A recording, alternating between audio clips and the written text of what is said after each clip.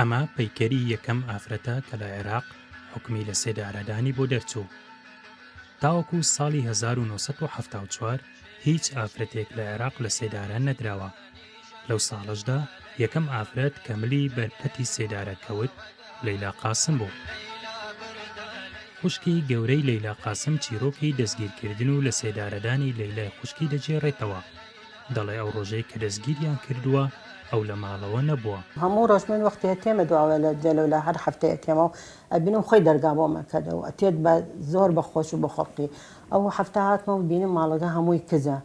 وتم چیتانە؟ وتیان وەڵە لەیلا بردیان. بیستمان بردیان ڕۆژ سێمان ڕەسەن قەرار حکم ئەدامەکەی دەرچووە. لەیلا قاسم لە ساڵی 1952 لە گوندی بامیلی سەر بە قەزای خانەقین لەدایک بووە. لە ساڵی 1970 پەیوەندی بە یەکێتی قوتابیانی کوردستانەوە کردووە. لەیلا قاسم وەکو خۆی باسی کردووە بۆیە بەم شێوەیە خەباتی کردووە تاوەکو سەرمێنەیە کە ژنانیش دەتوانن لە پێناو نیشتیماندا خەبات بکەن و خوێن بڕێژن. لەیلا لە ساڵی 1970 لە بەشی کۆمەڵناسی کۆلیژی ئادابی زانکۆی بەغدا وەرگیراوە. وەکو باز دەکرێت قوتابیەکی زیرەک بووە، بۆیە مامۆستاکان زۆر خۆشیان دەویست. هەموو فکری لەلای ئەوە بوو دائیمەن حەزە کرد امتیاز دەربکات، یعنی دەرەجەی عالی دەربکات. وەختی گەیشت لە متەوەسطە بوو و لە تانەوێش بوو هەموو ڕۆژ پەنجشەم لە باوە لە عێراق، یعنی هەموو ڕۆژ پەنجشەم ئاڵای عێراق هەڵەدەن. مدیرەکە وتی من کەسم نییە لەو کچە جوانتر و پاک و پرشتر و زیرەکتر، ئەبێ هەموو پەنجشەمە دەرچوو عەڵەمی عێراق هەڵدا. ڕۆژی هاتە ماڵەوە وتی بابە، وتی هاوتی بابە ئەمڕۆ پەنجشەم بوو عەڵەمەکەی عێراقم هەڵدا لە ئەعدادیە بوومە. وتی کەی ئەبێت ڕۆژی منیشە عەڵەمی کوردستان بە دەستی خۆم هەڵبدەم، ئەوەنە پێم خۆش تێت ئەو ڕۆژە بگەیمە ئەو ڕۆژە عەڵەمی کوردستان چۆن عەڵەمی عێراقی بەرز بووە ئەبێت عەڵەمی کوردستانیش بەرز بێت. کە ئێمە لە کولێژی بووین، ئەویش لە کۆتایی ساڵەکانی کۆتایی بوو، کەسایەتیەک بوو زۆر حەزی بە سیاسەت بوو، کەسایەتێکی توند کە دەتوانی بڵێ کەسێک ئاسان نییە بەرەو پەتی سێدارە بڕوە و هەرگیز پەشیمان نەبێتەوە لە نێوان هەڵبژاردننی مردن و هەروەها ئەو ناوە جوانەی کەوا لە پاش خۆی بەجێ بمێنێ. لە ساڵی 1974 لە سەرەتای تێکچوونی پەیوەندی سەرکردایەتی شۆڕشی کوردی لەگەڵ حکوومەتی عێراق، لەیلا قاسم لەگەڵ چوار لە هاوڕێکانی بەنێوەکانی جەواد هەمەوەندی، نەریمان فواد مەستی، حەسەن حەمەڕەشید و ئازاد سلێمان میران دەستگیر کران. ڕاگەیاندنی ئەو کاتی بەعەس لەیلا قاسمیان وەکو گێرە شێوێنی و تیرۆریست ناساند بەبێ ئەوەی خۆی دانی پێدا بنێ. وەڵی تر چێنجە ڕۆژ لە سەجن بوو.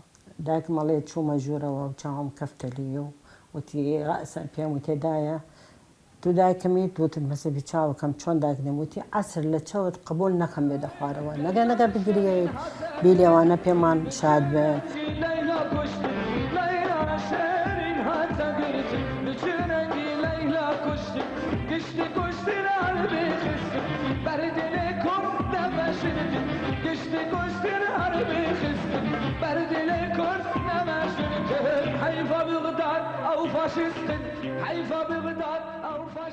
پێش ئەوەی لە سێدارە بدرێ، لەیلا قاسم ئەنگوستیلەکەی بە کەسێکی خەڵکی جەلەولا بۆ خوشکەکەی دەنێرێتەوە.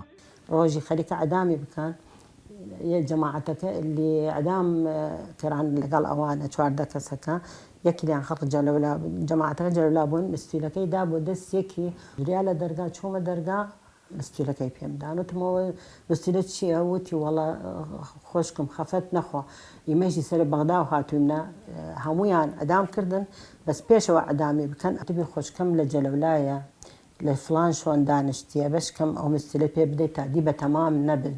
لە کاژێر حوتی بەرەبەیانی 12/5/1974 لەیلا قاسم و هەر چوار هاوڕێکەی لەلایەن ڕژێمی بەعسەوە لە سێدارە دران.